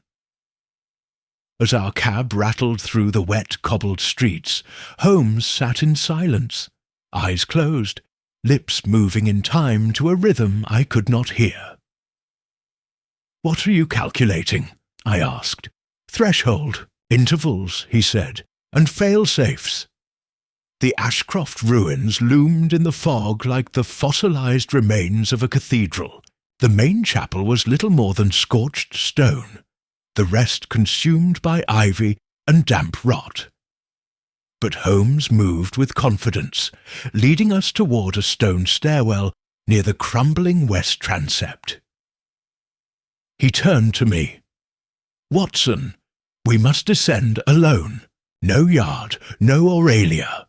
Not until we confirm the harmonic vault's condition." I hesitated, then nodded. Holmes and I descended the cold, winding steps, our lantern casting flickering shadows on the walls. The deeper we went, the more the sound changed. At first, it was only our footsteps. Then the quiet throb of subterranean pressure. And then, nothing. Absolute silence. Not stillness. Absence. The final corridor opened into a chamber I can only describe as wrong. Its walls were curved unnaturally, the angles shifting as the eye tried to fix them. It was not large, perhaps 20 feet across, but it felt vast. At the centre stood a platform, upon it a snuffbox, silver, unmarked, closed. Holmes approached it slowly. He made no motion to touch it. Instead, he turned and walked the perimeter of the chamber, trailing a finger along the wall. "No echo," he confirmed. "Even your voice would not return to you here." I looked to the snuffbox. "Do you think it contains the final tone?" "No," Holmes said. "It is the final tone." Before I could ask more, we heard it. A footstep, not ours. From the far end of the chamber, out of the shadows, came a figure dressed in dark robes, once academic, now threadbare. His face was gaunt, his eyes luminous with something beyond sanity. He looked at Holmes and smiled. "You found my key," he said. "Professor Carradine." Holmes greeted him. Carradine inclined his head. "You have heard my echo." Holmes gestured toward the snuffbox. "You intend to complete the psalm?" "No," Carradine whispered. "I intend to begin it. The psalm is not a finale. It is a prelude. It is the first step in the reconstruction of memory." Holmes frowned. "Whose memory?" Carradine's smile deepened. "The world's." He stepped forward, reaching for the box. Holmes moved fast, faster than I'd seen in months, pulling a tuning spike from his coat and driving it hard into the chamber floor. The spike sang, a dull, imperfect frequency. Carradine recoiled. "What have you done?" "I've introduced disharmony," Holmes said coolly. "This chamber relies on purity. With that tone introduced, no full resonance is possible." Carradine's face contorted in rage. "You dare corrupt the psalm?" Holmes stood between him and the box. "I refuse to let it be used." Carradine raised his hand. A sound escaped his throat, low, vibrational, unnatural. I staggered as my vision blurred. Then came Aurelia's voice. From the top of the stairs. "No!" The audiobook effect was immediate. Carradine's tone faltered. Aurelia stepped into the chamber, steady and composed. She looked at the snuff-box, then at Carradine. "You taught my father to seek truth through sound, but you forgot the most important lesson." Carradine stared. She stepped forward. "You forgot to stop listening." She reached the snuff-box and pressed her fingers gently to it. There was no sound, but Carradine collapsed instantly. No cry, no struggle, just silence. Holmes moved to her side. "What did you do?" "I reflected the tone," she whispered. He'd trained himself to absorb. I reversed it. We left the chamber without another word, leaving the box where it lay, quiet and unopened. That night at Baker Street, Holmes returned the cracked cylinder to the hearth. "Some echoes," he murmured, "must never be finished." Chapter 14. Holmes closes in. The final clue revealed. It was the following morning when Holmes summoned me to the sitting room with uncharacteristic urgency. The fire burned low in the grate, but a heavy tension filled the air, like the moment before a string snaps on a tightly tuned violin. "Watson," he said without looking up, "we've been overlooking the most important element in this entire affair." I approached cautiously. He was seated cross-legged on the carpet, Aurelia's rewritten sheet of music laid out before him, alongside a soot-smudged fragment from one of the broken tuning rods we had retrieved from the Marlow Street foundry. "Do you recall what Vale said when I activated the conductor?" I nodded. "She isn't with you." "Then, after you disrupted the rods, he collapsed." "Exactly." Vale assumed Aurelia was coming to sing. But more than that, he assumed she would bring purity. That was their fatal miscalculation. He tapped the fourth measure of the psalm with his finger. "She introduced silence here," he said, "but not just as a pause. It was a void, a gap so precisely placed that any attempt to complete the sequence creates harmonic instability." "A failsafe," I said. "No," Holmes corrected, "a mirror. It doesn't prevent the psalm. It reflects it back to the singer." Aurelia entered just then, a newspaper folded under her arm. She tossed it on the table. "Carradine's death is being written off as natural causes," she said grimly. "Heart failure in an underground ruin." "Let it lie," Holmes said. "The truth is not for print this time." She studied him. "But you're still searching, aren't you?" Holmes gave a faint smile. "I'm always searching, but this time not for a man." He stood and moved to the bookcase, drawing down a slim volume on psychoacoustics. From between its pages he pulled a sketch, one I hadn't seen before. It depicted the snuff-box, but not closed open. Inside not snuff, but a carved disc of crystal, etched with faint musical notations in a spiral pattern. Like a vinyl record, but ancient in style and unfamiliar in scale. Holmes held the sketch out to Aurelia. "Your father described this to you." She stared at the drawing, her hand covering her mouth. "He called it the Index of Remembrance. He believed it was created before modern music theory, before notation even had form." Holmes turned to me. "Watson, what if the psalm we've spent weeks tracing is merely the onboarding phrase, a linguistic fingerprint to unlock the true recording encoded within that crystal?" I stared. "You think it contains more?" "Think it contains everything. Every tone, every harmonic variation Venn encountered. Maybe even Carradine's altered mind, encoded into pure resonance. But then why didn't Carradine open it?" "He couldn't," Holmes replied. "The psalm had changed. Aurelia's alteration removed the harmonic key. Carradine could hear the box, but he could not match it." He turned to Aurelia. "No, you can." She looked pale. "Holmes, if I open that box—" "I'm not asking you to," he interrupted gently. "I'm asking you to choose." There was silence for a moment. The clock on the mantel ticked softly. A sparrow chirped somewhere on the sill. Then Aurelia stepped forward and placed the rewritten psalm in Holmes's hand. "Seal it," she said, "permanently."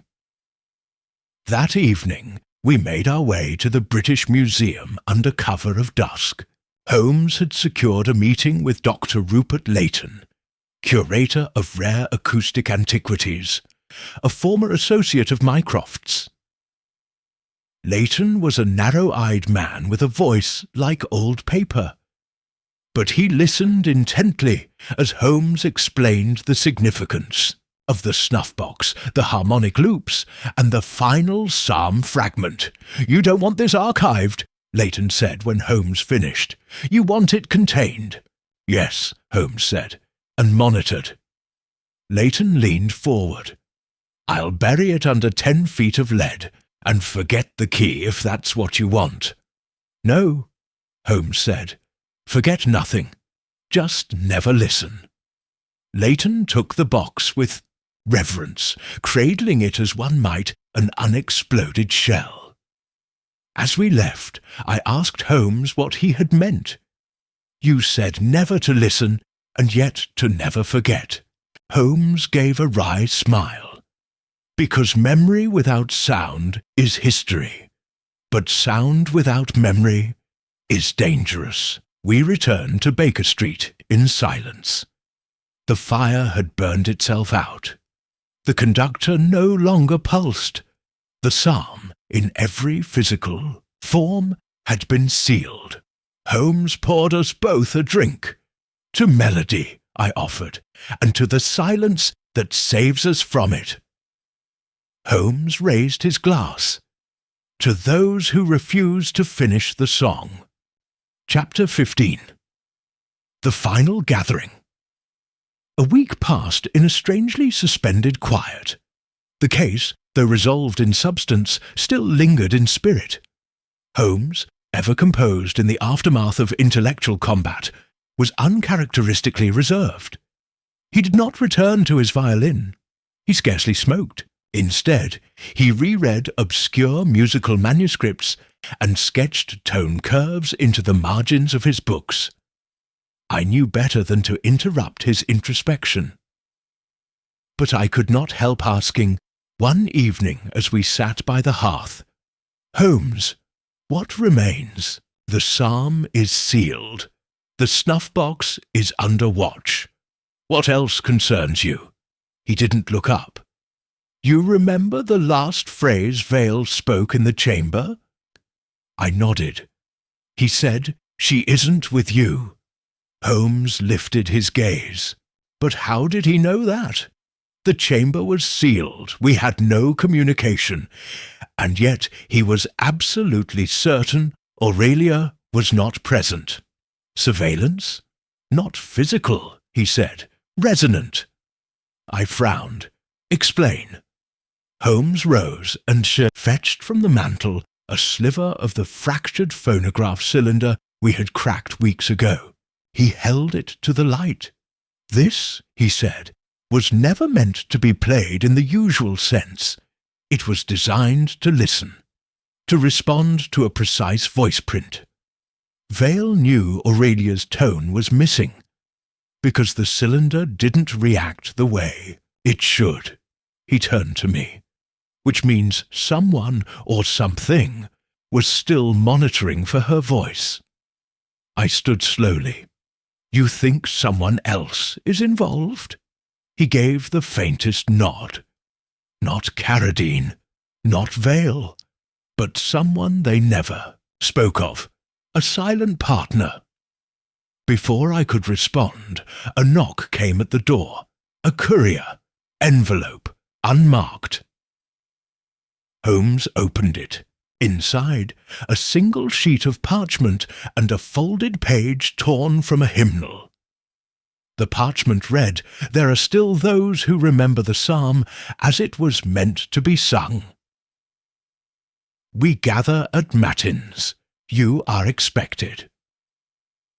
Beneath the message, the same symbol that had haunted us throughout, the 3 vertical lines pierced by a diagonal slash. Holmes turned the hymnal page over. On the back, a penciled scrawl. Psalm 17, 3rd verse omitted. Echo remains. We stared at it in silence. Then Holmes quietly crossed to the sideboard and pulled out a velvet-lined case containing the original score Aurelia had rewritten. He compared it, measure for measure, against the old hymnal page. And then he froze. "Watson," he said, his voice low and careful, "there's something here." He brought both pages to the desk, lit a brighter lamp, and placed a magnifier over the hymn's final bar. There's a correction, a rest not in the original psalm, and not in Aurelia's version either. Someone inserted a pause mid-measure, but only visible under extreme scrutiny. It's not musical, it's mathematical. I stared. A code? He nodded. An interval marker, a specific spatial reference, measured in harmonics but translatable. To what? He took a deep breath. To a location.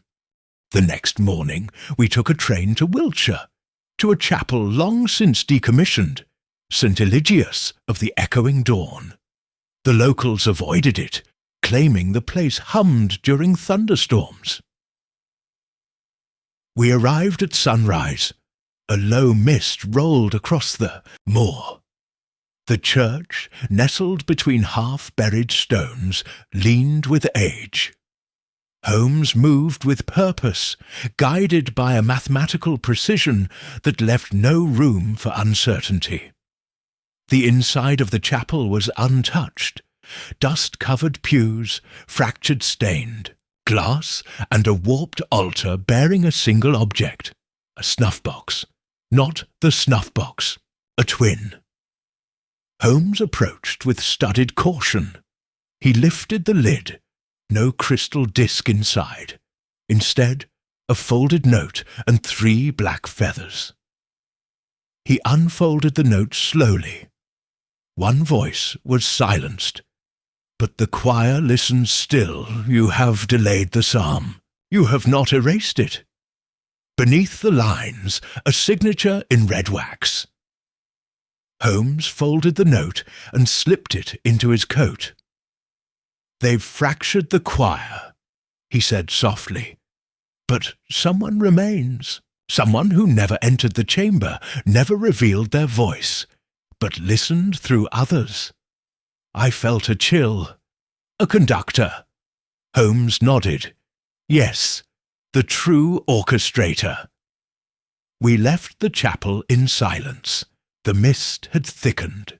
In the distance, a faint wind blew through the standing stones, and in that wind I could have sworn I heard humming. Chapter 16. The reveal. Holmes breaks down. The crime that evening, back at Baker Street. Holmes stood before the hearth, with his violin in one hand and the twin snuff-box in the other. He had not played a single note since the resolution at Ashcroft, but now he held the bow against the strings and drew it gently, not to summon a melody, but to create a subtle vibration, a drone note. The note hovered in the room like a question left unanswered. Across from him, Aurelia Venn sat with folded hands. Her face was pale, but her gaze unwavering. I observed in silence, journal in hand, awaiting the moment Holmes would do what only he could. Unravel the impossible. I have been thinking, Holmes began, lowering the violin, not about music, but about memory, about why someone like Carradine would seek to restore a psalm designed not to inspire, but to override, and about who would benefit from such a restoration. He turned to Aurelia. You once told me that your father taught you to resist the psalm. She nodded. He believed some things weren't meant to be remembered. Indeed. And yet he encoded it, preserved it, in phonographic fragments and altered manuscripts. Why go to such lengths unless he feared it would be remembered without him? Aurelia looked down. He said there was a voice louder than his own, one that would find its way back. Holmes turned to me. Watson, the whispering snuff-box. Do you recall the first time we encountered its hum? Outside the foundry, I said. Just before the first death. Correct, but we assumed it was an artifact, a device left by Vale. In truth, it was a receiver. Holmes placed the twin snuff-box gently on the mantel beside its sister, now sealed in lead lining. 2 boxes, 2 keys, one to open memory, one to transmit it. I furrowed my brow. Transmit to whom? To the one who never stopped listening. He walked to his desk and withdrew the hymn page we had recovered from the anonymous note. He held it up to the lamplight, revealing faint impressions, text that had once pressed against it from another sheet. With care, he dusted the back of the paper with graphite powder and gently brushed it aside. Revealed beneath was a name, scrawled in a long curling script. Guy. Venn. I sat upright. Her father? No, Holmes said grimly. Her brother. Aurelia's gasp filled the room. Brother died when I was a child. He drowned. Holmes turned slowly. Did you see his body? No, but my father said, he drowned the same year Carradine disappeared. Holmes said quietly, too neat, too coincidental. He pulled from his coat the final note from the chapel. He signs only E. He speaks of the choir as if he belongs to it. He left black feathers, Aurelia, mourning symbols. The psalm, to him, was never about memory. It was about restoration. She stood, trembling. You think my brother's alive? Holmes nodded. And more than that, he is the conductor Carradine served, the one who built the harmonic vault, who instructed Vale, who modified the psalm to bypass your father's fail-safes. He needed your voice, Aurelia, not to finish the psalm, but to control it. And when he could not manipulate you, he turned to echo and proxy. Aurelia stepped back from the fireplace, horror dawning on her face. He watched me. Holmes nodded solemnly. Every performance, every revision you published, the page from your journal stolen from your flat, the phonograph cylinder recorded not your father's voice, but a reconstruction, filtered through fragments. He was building your tone synthetically. I looked between them. But what is the end game? Holmes tapped the twin snuffbox. He wishes to open the final harmonic vault, to imprint his version of the psalm, not to remember, but to replace, to overwrite every memory tied to the original with his own. Aurelia collapsed into the armchair. Then what do? Holmes moved to the table. We prepare for the final movement. The psalm is not a composition. It is a weapon, but it must be conducted live. If your brother wishes to complete the process, he must appear. He turned to me. Watson, you once asked me if the box was the final tone. It isn't. The box is a beacon, and the real psalm, unaltered, unfiltered, is still inside one person. His eyes fell on Aurelia. She is the original voice print, and they will come for her, one last time. Outside the fog deepened, and from somewhere far off, just past the edge of audible range, a hum began again, but this time we were listening. Chapter 17. Outcome and justice. The hour was near. Midnight when Holmes and I took our positions. Baker Street was eerily quiet. Too quiet for London. And the gas lamps outside cast strange, flickering shadows against the windows. Aurelia had gone silent, withdrawn into herself, her fingers absently tapping out harmonic patterns on the armrest of the settee. Holmes had arranged the twin snuff-boxes on the mantel, aligned with uncanny precision. Between them stood the cracked phonograph cylinder, and near the hearth a brass tuning fork lay atop a coil of insulated copper wire. One of Holmes's own contraptions, designed to vibrate only at a particular threshold frequency. The moment it rang, we would know he had come. I checked my revolver, more from habit than necessity, and turned to Holmes. Do you truly believe he'll come here? Holmes didn't look away from the fire. He has no choice. We've silenced every other echo. The only uncorrupted tone left is in this room. And you're certain he's alive? Holmes raised one brow. Alive? He said. Undoubtedly. Human? That remains to be seen. We waited in silence, each minute stretching longer than the last.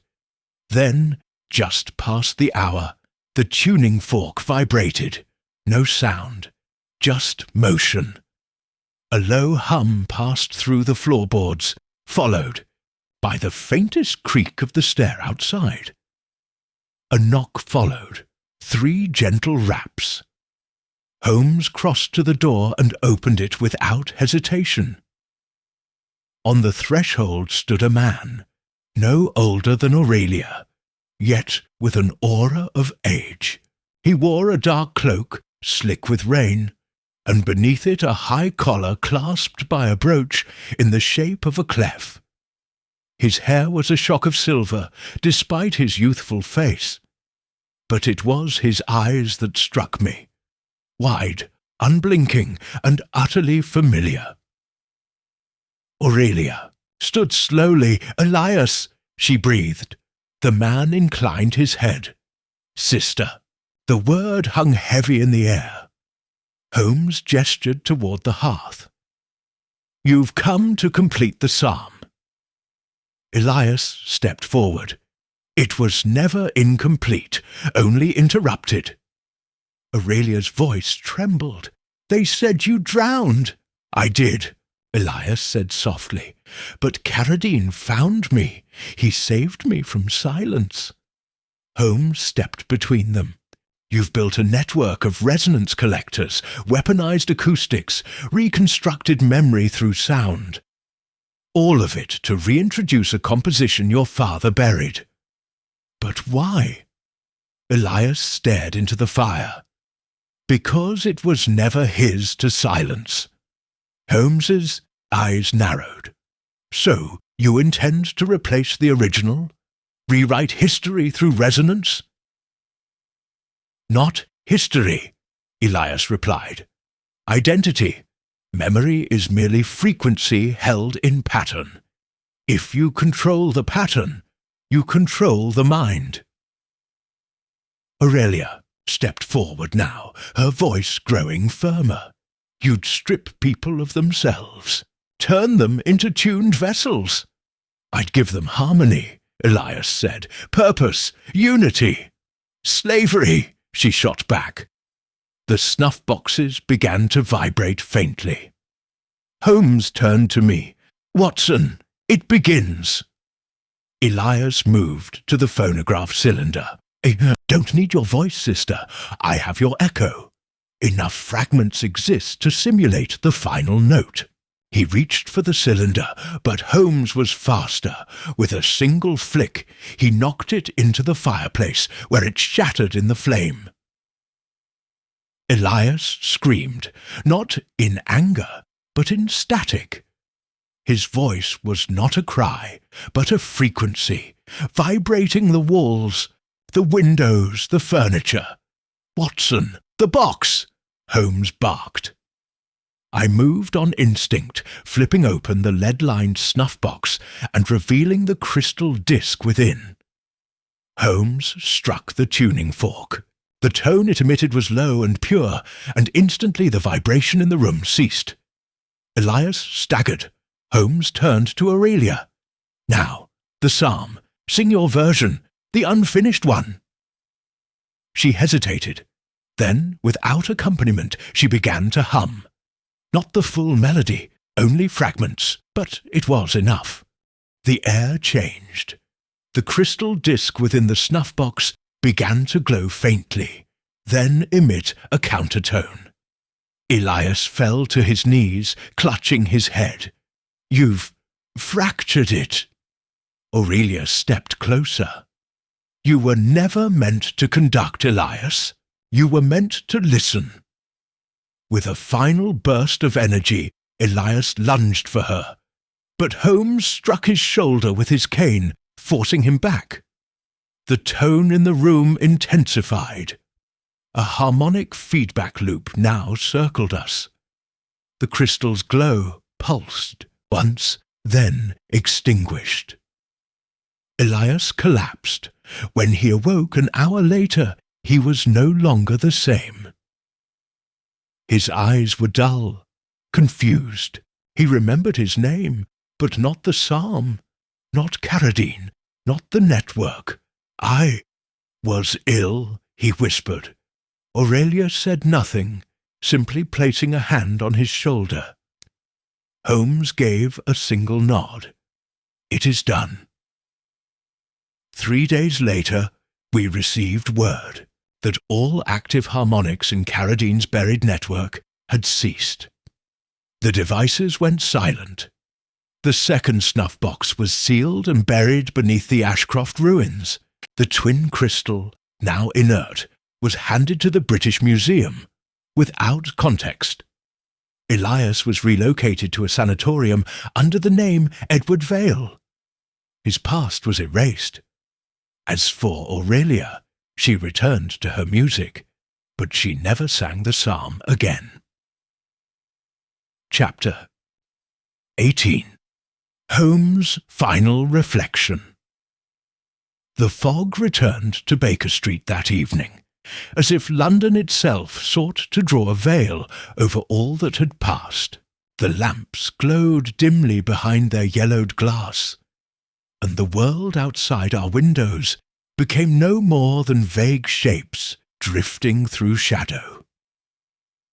Holmes stood at the window, pipe unlit in his hand, watching the street below in his typical posture of reflective stillness.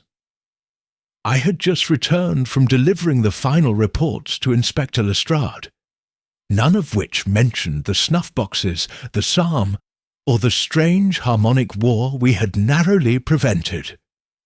Lestrade naturally believed it had been a matter of cultist madness and staged acoustics, a footnote for an inspector's career, but not for Holmes, nor for me. Holmes turned, finally breaking the silence. There is a peculiar emptiness, Watson, in solving a problem that no one else knew existed. I set the tea down, and yet I believe the world is safer for it. He gave a soft smile. Yes, but safety, like harmony, is often invisible, unfelt until it vanishes. He crossed to his desk and opened a drawer. From within, he withdrew the page Aurelia had left with us, the rewritten psalm, unfinished, its final bars trailing off in deliberate ambiguity. No true melody ever ends, he mused. It merely hands the note to silence. I observed him quietly, seeing the fatigue that even he could not mask. For all his brilliance, all his detachment, I knew this case had touched something deeper within him. A rare instance when Holmes's mind had been met with a challenge not just of logic, but of belief. She left this behind on purpose, I said. He nodded. Yes, a safeguard, a reminder that truth need not be absolute to be effective. We both looked down at the page again. The absent final note, the gap left for the mind to fill. And what of Elias? I asked. Do you think the memory will return? Holmes's eyes darkened, though his tone remained measured. Possibly, but memory without resonance is only a shadow. He will live, but not as a conductor. He tapped the paper. The melody passed him by. As I leaned back, I couldn't help but consider the case in its entirety. The cryptic deaths, the chamber beneath Ashcroft, the impossible twin boxes, the eerie way in which sound had become weaponized. It had begun as an enigma and ended as something far more unsettling. A lesson in how the past can echo forward in the most unexpected ways. And yet, Holmes had prevailed, not through force, nor through spectacle, but through precision, through understanding, through listening. Holmes reached for his violin, untouched for weeks, and drew it gently to his shoulder. He did not look at me as he began to play. A simple tune, one I didn't recognize, but which stirred a strange emotion in me nonetheless. As the notes filled the sitting room, I finally understood. He wasn't playing for glory or for reflection. He was answering something, a memory, a question that had been asked in silence. When he finished, he set the violin down and turned back to the fire. Do you know the trouble with sound, Watson? I shook my head. It lingers, he said, even after we forget what caused it. He smiled faintly, then leaned back in his chair and closed his eyes. And with that, the case of the whispering snuffbox was over. But the echo, I suspect, remains.